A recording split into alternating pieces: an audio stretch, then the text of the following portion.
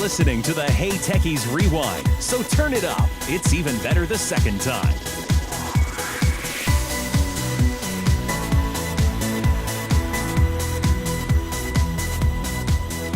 He is a graduate of Jefferson Davis Community College and the University of Alabama, has won multiple local and state science Olympiads in the subject of meteorology. He has worked at WVUA 23 TV in Tuscaloosa and Birmingham, as well as a local radio station in Bruton. But now in 2015, he launched RedZone Group. Welcome to the Hey Techies Show, Spinks Megginson. How you doing tonight? Thanks for having me. Yeah, I'm well. How are y'all? Great. Fantastic. Great, fantastic. Well, my name's Michael. I'm Bruce. And I'm the guru. Yeah, and right. we make up the Hey Techies Show. Look, I wanted to tell you what happened this past Monday. You had a pretty eventful Monday. And, to say the least, yeah, right. And so what happened was the guru, I was at home, like you were saying, President's Day. I had to be home with the kids. And the guru sent me a text. He said, you got to check out this guy. He's doing live weather radar, severe weather online. And I said, really? So we're always interested in that kind of thing because we are, we're nerdy and geeky in that way. And I got to tell you, I watched the entire day as long as you were up. I actually have an aunt that lives down in Mobile, and so it interested me a good bit. But what interests me the most is that you were doing it so well. I mean, it was really well done. It was captivating me. You were covering all of the things you would normally see a regular television station cover, that type of severe weather coverage, and it was very interesting to say the very least. And so I sent you a message during the show. When you were on, actually, and you said, hey, let me get through this and I'll get back to you. But we're so glad to have you on. Now, let me ask you this starting off. How did you come about wanting to do this? Is this something you've always wanted to do? Has just been part of you? Well, growing up, I always wanted to be a broadcast meteorologist. And from the time I was 5 years old, we have a video of me pointing to a whiteboard and wanting to be a weatherman. And so even when I was young, I always knew that I wanted to do something related to meteorology and broadcasting and that sort of thing. And I ended up going to Alabama, like you said, and I graduated in 2014. And I was going to get a TV job. And I actually had a television job being the weekend meteorologist at WVUA 23 that is in the Birmingham TV market. And that was great experience. I learned a lot. Fantastic local station there based in Tuscaloosa, actually inside the stadium there. And from there, I actually had sort of a different calling. I think there's more to life than your dreams sometimes. And I always had a dream of being a meteorologist. But I felt called to be a youth pastor at that point in my hometown of Bruton. And so that's where I live now, and I've been a youth pastor full-time for about 18 months now since I graduated from Alabama, and it's been great. But I decided to start RedZone Group, LLC, last year in March to, quote-unquote, keep my feet wet in this broadcast meteorology world. But what I didn't realize at the time, naively I guess you could say, is that this has become something that will likely be a full-time job in the next few months. And like you said, TV is great. And there are many, many people, especially in this market where I am, in the Mobile, Pensacola television market, that still watch TV. But you're right. The cord cutters are going to need somewhere to go for accurate, reliable, severe weather coverage. And not only severe weather coverage, but daily weather coverage. Weather is something that affects all of our lives, and you've always got to have a meteorologist, no doubt about it. I mean, the smartphone apps, y'all know the deal with those. There's no human input whatsoever. When you go to the stock weather app on your iPhone, all you see is model data. It's the model output statistics, essentially. And so what I'm trying to convince people is, hey, we've got a product here that not only has human input, it's also someone who knows the geography and the culture of South Alabama. I'm one of you, and I want to be your meteorologist. And so that's a little bit about how RedZone Weather started back last year. Okay, so I guess you have this. I don't want to be ignorant to say a building. I know it's in a building, but it's in a if it's in your home or whatever. But you obviously you have Macs. I could tell at least. Yep. What is the back end that runs your weather end? The actual radar, the map, not the radar, but the maps. I know you're pulling your radar from different sites. So the software is built by a guy very near Atlanta, and what I do is, like you said, I have Macs, and we've got 4 computers now, and without getting into the nitty-gritty details, you've got the camera, which of course faces me on the green wall there, very similar to how they do it in TV. And the radar data behind me is actually pulled from the publicly available NEXRAD radars. We actually have 5 in the state of Alabama. Of course, your radar is the Birmingham radar, but here in Bruton, we have the Mobile area radar, and that's at the Mobile Regional Airport. But coming to the point of being able to have this stream quality, what it is today, was not an easy process, and there was a lot of trial and error. And our first severe weather event was actually on December 20th, December 23rd, something like that. And since that time, this is unbelievable, we've had like 8 severe weather events. Before that, we didn't have any since the founding of the company. And so in the past few weeks, I've been incredibly busy, to say the least, not only trying to refine the live feed and get that where it needs to be, but also, advertising the company and building the brand. And so that's a little bit about how the sausage is made, per se. Okay. Unless you don't want to tell us, which would be totally all right with me. I totally understand. I don't want to get him trade secrets here. But it's like asking the magician how the magic works, right? What about a camera? What kind of camera are you using? That's a perfectly fine question.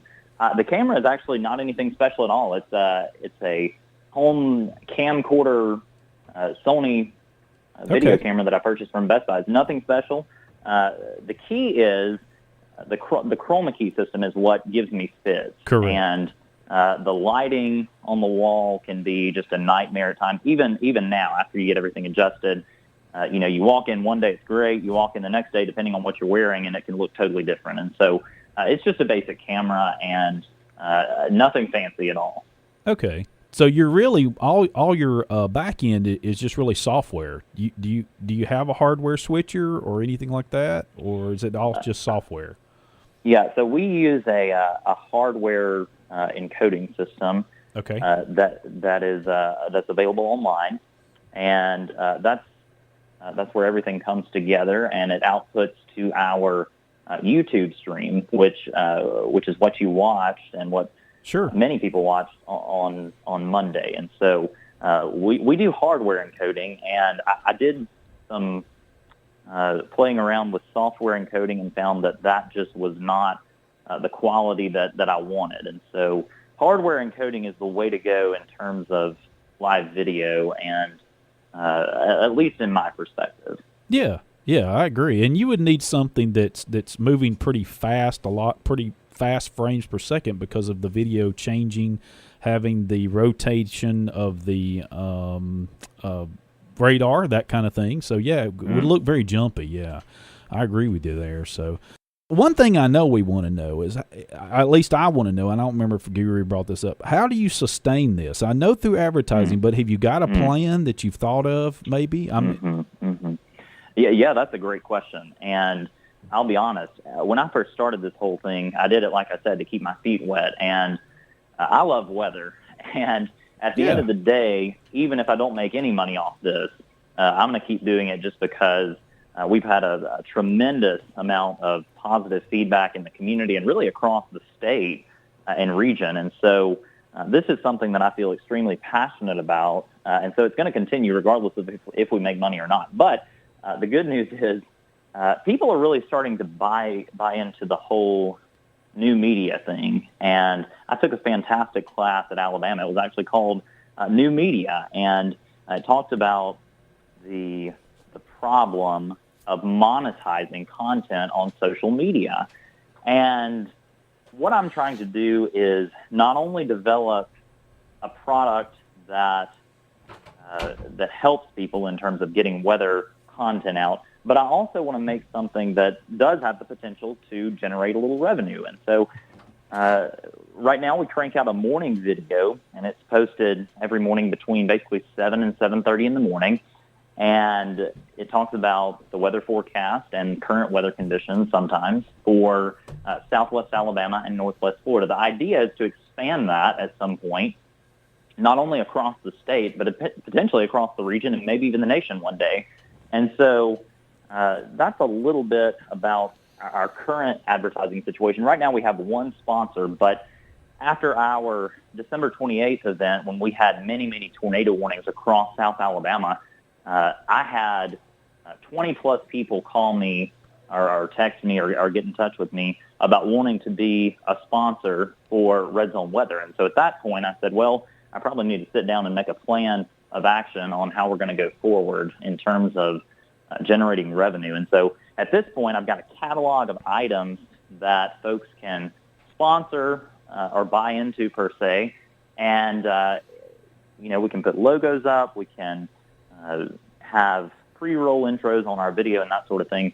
And in terms of people watching, the brand is growing every single day, and the reach is growing as well. And so that's good momentum, and I want to keep that up. Even on blue sky weather days, that's going to be a big challenge, especially this summer when the weather pattern will obviously be very predictable. But that's where we're headed from here.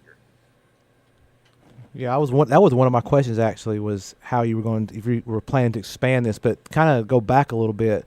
I know we're in central Alabama, and this area is famous for James Spann. You probably heard of James Spann before.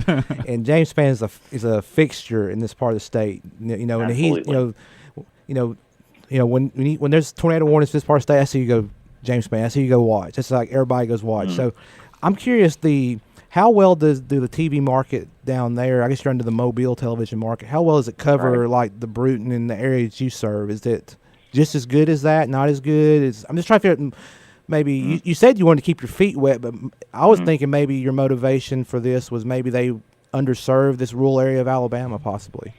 That is a fantastic point. And, when I lived in central Alabama, James Spann was and is the man. He does a fantastic job. I know James personally. I've met him several times, and he has given me wisdom and insight over the years that I certainly appreciate. He's a fantastic guy.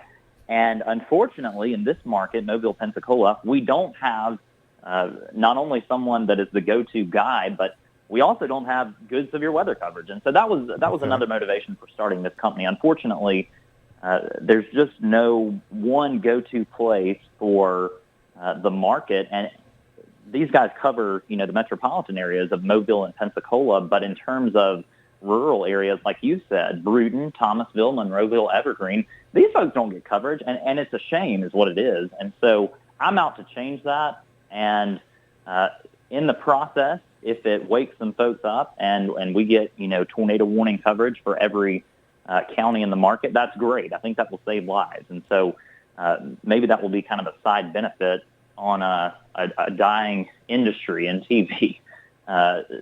So does that sort of answer the question? Absolutely. And, you said it because, traditional media, television, is dying. I said that to Michael the other day. I said, this guy's got it figured out. He's in new media.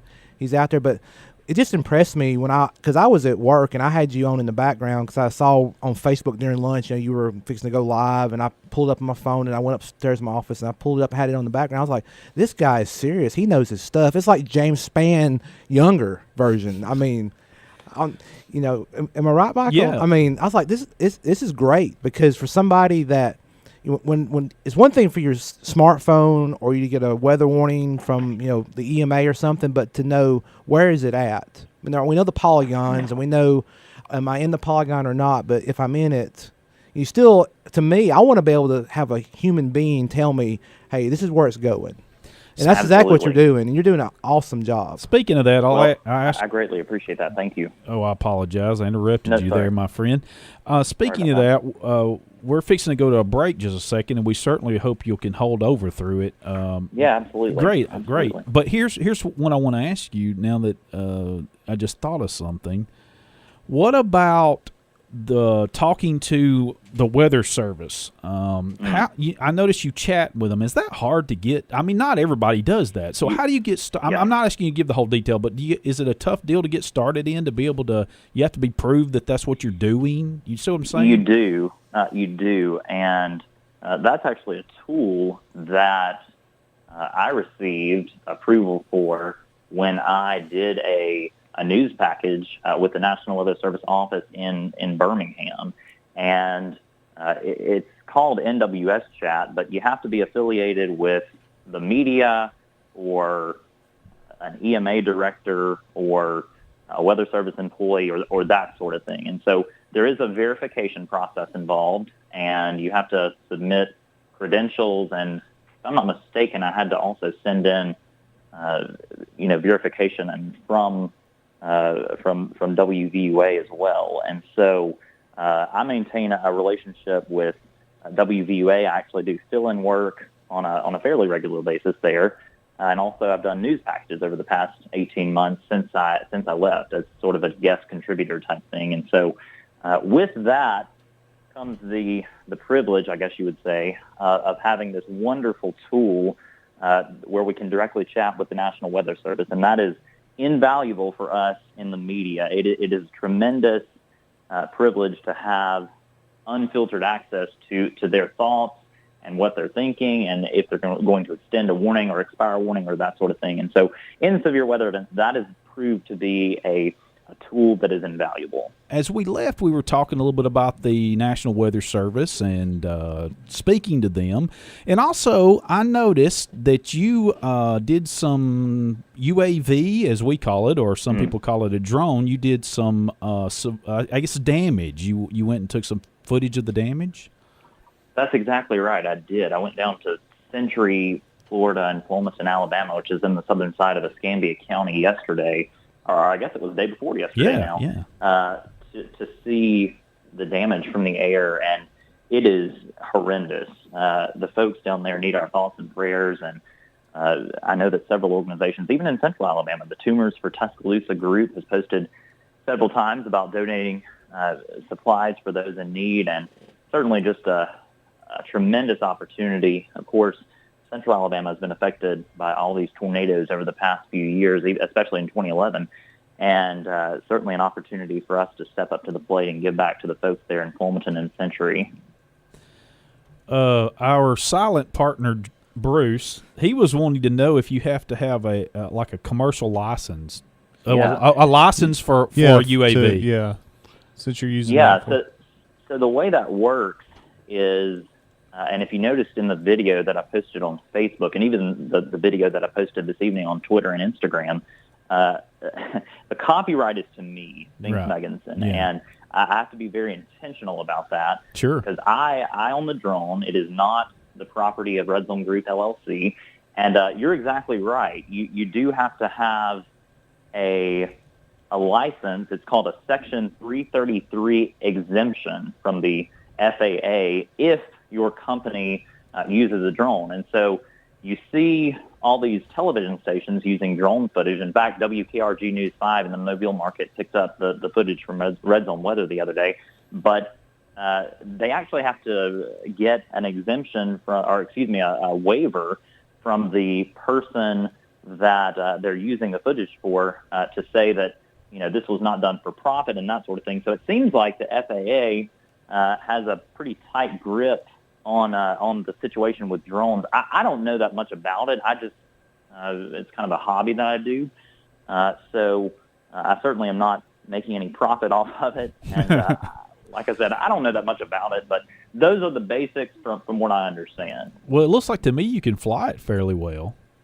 I mean, well, I appreciate that. Yeah, it's a pretty easy thing to fly. I was a bit surprised. I have a DJI advanced drone, I think is what they call it. It's you can buy it at Best Buy, and it's a nifty little thing to say the least. And it lasts about 23 minutes is the battery length before you have to land it. But it's a neat little gadget, and I think it's going to be very handy, especially in damage assessment for severe weather in the future. So I certainly appreciate y'all watching that.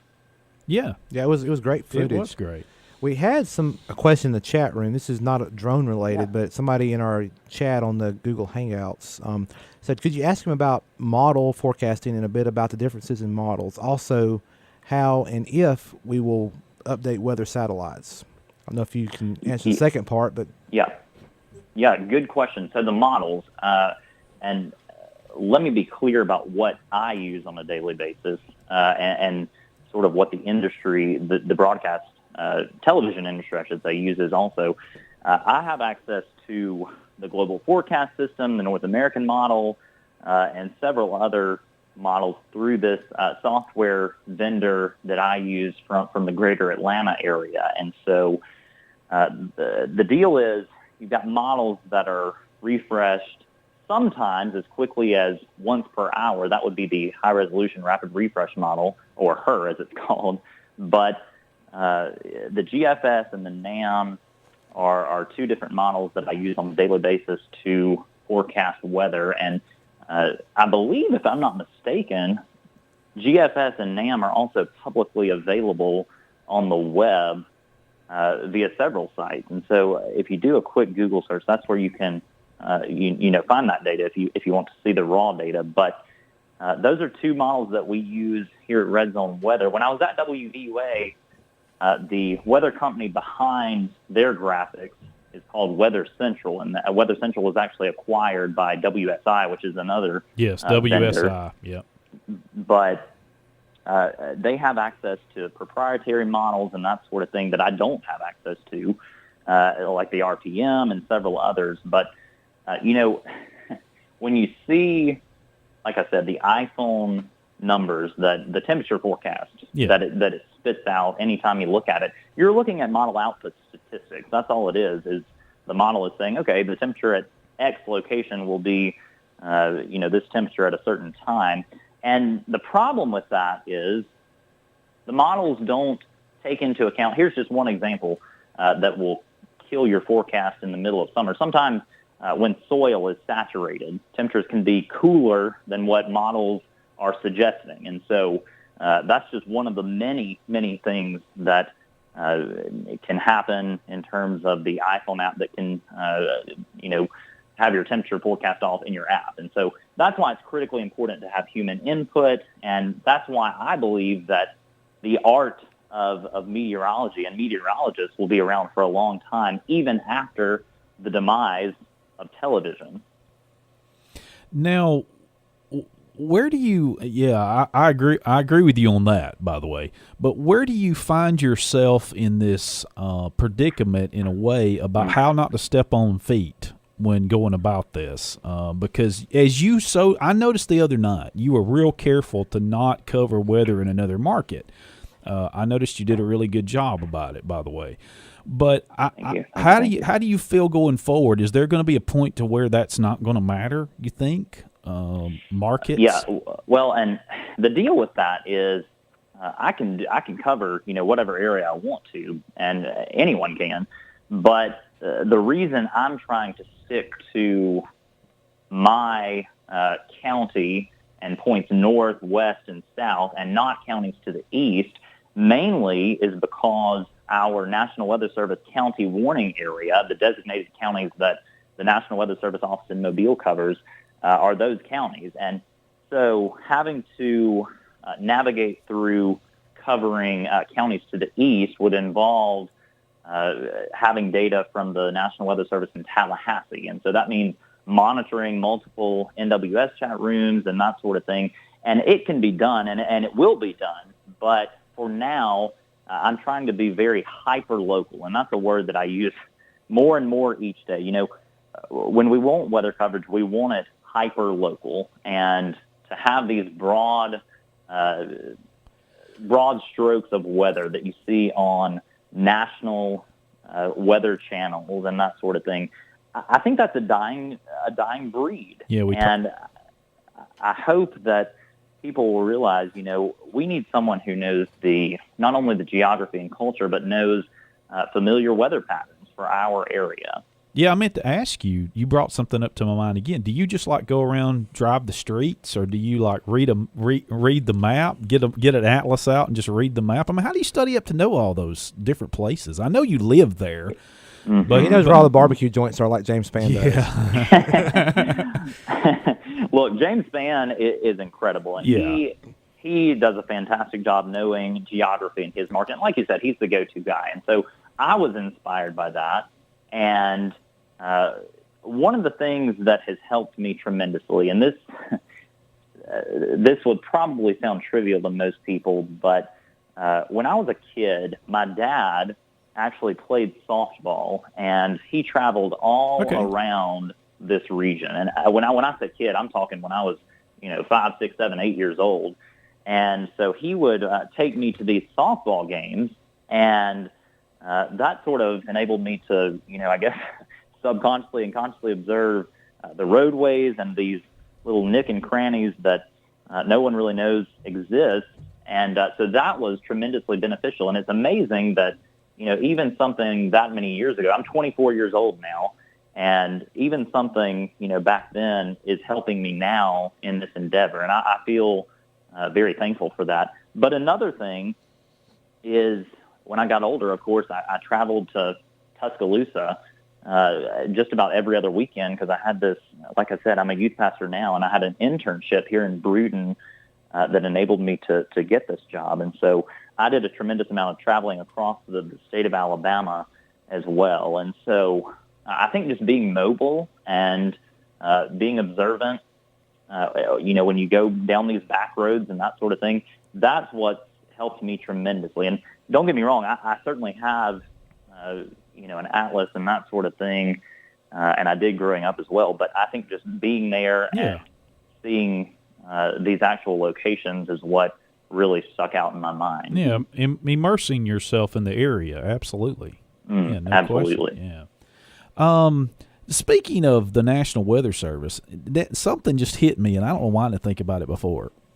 What is keeping them from doing this? I mean, they've got all the data. What is keeping them from doing an online type thing where they, right. I know they have a deal with many of the meteorologists around the country, but it makes me wonder at some point if things cannot sustain itself. You know what I'm saying? I don't know. It's just a thought. Right. Yeah, I don't know the answer to that question, honestly. That's fine. And I would assume that being that they're the authority on issuing weather warnings, that maybe there's a conflict of interest there in terms of being, a profit-driven entity. I don't know, but, it's a good point. There are many, many weather forecast offices across the nation, and that is, and this is a discussion for another time, because obviously there's many things in the government that aren't going well, but I think these weather forecast offices across the nation are doing an incredible job of not only issuing timely warnings and that sort of thing, but also in recent years they've done a tremendous job of doing public outreach, not only to the general public, but also in combination with media partners to educate folks on not only exactly what to do during tornadoes, but also these other natural disasters, tsunamis, blizzards, hurricanes, that sort of thing. And so we actually are in the midst of Severe Weather Awareness Week here in Alabama, and that's just one of the many things that the Weather Service does each year to educate folks on what to do during these terrible storms. Well, now I may have this wrong, but now I was under the impression that they were trying to reduce down on the amount of offices they have and put more areas to less offices. Have you heard that too? I'd heard that was a possibility. Yeah, the only thing I can remember was a certain presidential candidate who has now suspended his campaign back in the late part of the 2000s decade. I think it was like 2007. He's a senator, or he was a senator, I should say, from Pennsylvania. And by the way, AccuWeather, a private company, is based in Pennsylvania as well. And he was actually pushing to do something to the effect of dissolving the Weather Service and using private companies to do the same thing they do. And I could have the details wrong on that to a certain extent, but that's the general gist of what was happening. And I haven't heard what you said in terms of consolidating offices, but I think I would be vehemently against anything like that, and I think most meteorologists around the nation would as well. These guys put forth a tremendous amount of time, effort, dedication to their respective areas, and I am forever appreciative not only of our local weather service here in Mobile, but the guys at NWS Birmingham. Jim Stefkovich is the meteorologist in charge there, and he does a fantastic job. He has done a fantastic job of getting the false alarm rate down with tornado warnings and increasing POD, probability of detection, and that sort of thing. And so, I would be vehemently against that. And like I said, I think most meteorologists around the nation would as well. The Polygon. Now that's the Polygon. Now that's really come a long way. That's been Absolutely. a big improvement. Can you tell us just a minute or two about what you've learned using the Polygon?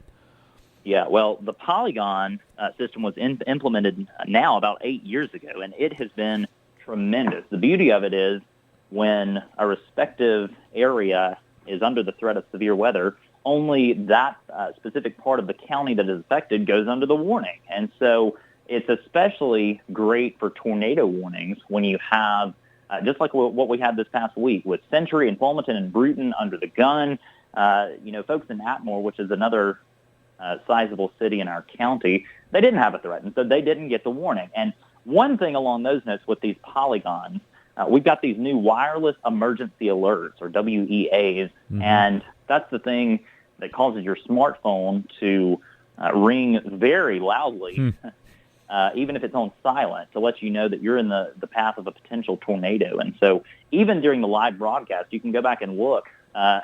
This loud wireless emergency alert, when it was put out by the Weather Service, it was astoundingly loud, even through our microphone. And so I think that's going to save lives. It already has saved lives, but it will continue to do so in the future. That's the beauty of the Polygon system. Okay. Well, you got to... I can't think of anything else. You've covered a lot of stuff, Michael. We have covered a lot. We're so glad. Well, look, I love, talking about weather, and I'm a weather geek, weather nerd, and proud of it. Anything tech-related, I love, and so I love what you guys are doing there in Central Alabama. I think it's great, and I know that your listening audience, of course, certainly appreciates it as well. It's really cool. Well, thank you. Yeah, we appreciate that. Yeah, we started back in May of last year, so this is episode 41. So we've only got a few more weeks. Very cool. Well, a couple of months. I shouldn't say that. So in May, it'll be the first week in May. We'll have a year under our belt. So here it. Very cool. So anyway. I'm thinking about cord cutting. When are you going to cover our area so I have a channel to tune into? That's what I was going to get to. Yeah. It is about cord cutting. Do you think that this is definitely, we talked a little bit about it, but this you're certainly moving to that area to try to cover that part, right? I mean, that's what you want to do. Yeah, and like I said, one of the reasons that I felt very strongly about doing this here is because you guys in Central Alabama, like you said, you've got James Spann, you've got J.P. Dice, you've got Richard Scott. These guys do a tremendous job of covering every single county in the Birmingham market whenever there's a tornado warning, and that is fantastic. You've got market saturation in terms of that across the board at each station, and so I don't know to answer your question. It could be next year. It could be 5 years from now. I just don't know, but I do think as more and more people cut the cord and realize that paying $100 a month for a television subscription is just ridiculous. I think that we will potentially see explosive growth, or at least that's my hope. I hope and pray that happens. And so it's an exciting opportunity. Absolutely. Yeah. And maybe I'll screw my head back on right and I'll be able to answer. That's all right. That's all right. No worries. I really thought that you were doing, like I said, I really thought you were doing an excellent job the other night. I was taken back. I was captivated to watch because it was, he was telling everybody, about the helmet. You were telling everybody about the helmet. Wear your helmet. Oh, you had it all lined up. You even had some graphics on the screen. I thought y'all have really done a lot of work, and it looks like a lot of work's been put into it to get this looking right. Yeah, absolutely.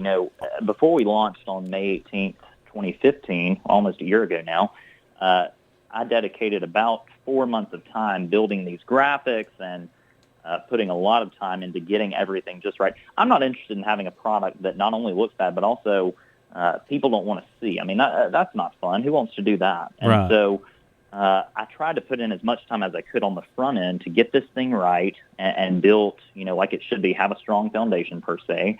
And I think that people have really responded well to that, and I certainly appreciate that. One of the services that we employ is a texting solution. And so anytime we have severe weather, and even when we don't have severe weather every few days, I'll send out a text update to the hundreds of folks now that are on our service with our live stream link or with a link to our Facebook post. And that is just another method of getting the information out that is new media based. And in combination with our website, I really think that over the next few months that hopefully the growth will and momentum will only continue. Now, you've got some folks helping you. Who is that? You've got producer, I think? Or That's right. So I've got 2 people that help me now. And Bruce Thompson is our chief legal officer. He's an attorney, and I've trained him on how to use our system. And also Margaret Bostic, who's a personal friend. She does a fantastic job producing our graphics during severe weather events and that sort of thing. And so they've been a tremendous help, and this live stream, especially on Monday, would not have been possible without their input, collaboration, and help. And so I'm very grateful to both of them. Now, what's your website? It's rzweather.com, but the deal with the website is it's still under construction. So it's up, and obviously I want it up, especially for this live stream, but it's still very much under construction at this point. Right. I did notice that, and that is a good point. You're also on Facebook and Twitter. Can be found if you look those up. RV Weather. Right. Right. And that's something that I tried to do from the get-go as well. The handle is consistent across the board. It's at RZ Weather. RZ Weather, like RedZone Weather. And so that's on Facebook, Twitter, Instagram, and Snapchat. And Snapchat is one of those things that I think is really neat and has a lot of potential. And we don't post content that much on Snapchat at the moment, but I'm hoping in the months ahead, as hopefully momentum will continue, that we can begin to post on that thing even during severe weather events. Because let's be honest, what are people doing during the day? They're looking at social media. They're not going to a website. And so I think it's just yet another opportunity to engage with folks on a daily basis that they're already tuned into, per se. Yeah. RZ Weather, as in That's Zulu. Right. Okay. That's right. Now, RedZone Weather. Yeah, RedZone. Now, Snapchat, it erases, right? I mean, it doesn't stay up very long. Well, I mean, if somebody sees it, they can replay it once. I don't know. I don't have Snapchat. All these younger people do Snapchat. All these young whippersnappers. Yeah, like Spinks, who's 20 years younger than I.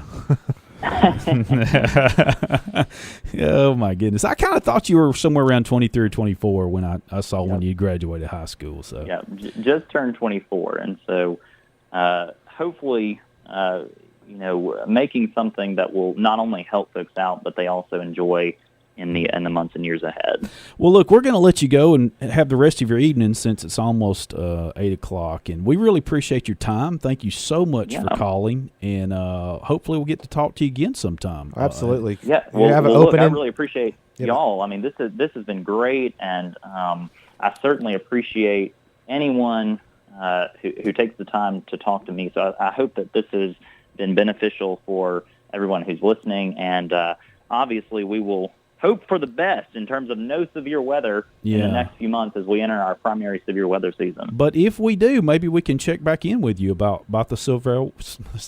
Man, it's not your night. It isn't severe weather. Some other time. You have an open invitation to come back. Yeah, on absolutely. anytime.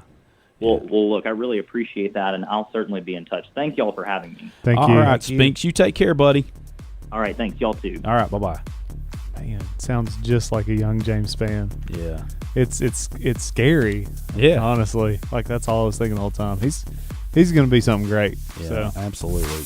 The Hey Techies Show is produced by Mike Stedham and co-produced by The Guru. Station manager is Billy Dunn. Join us again next time for another exciting installment of the Hey Techies Show. It's going to be great, maybe.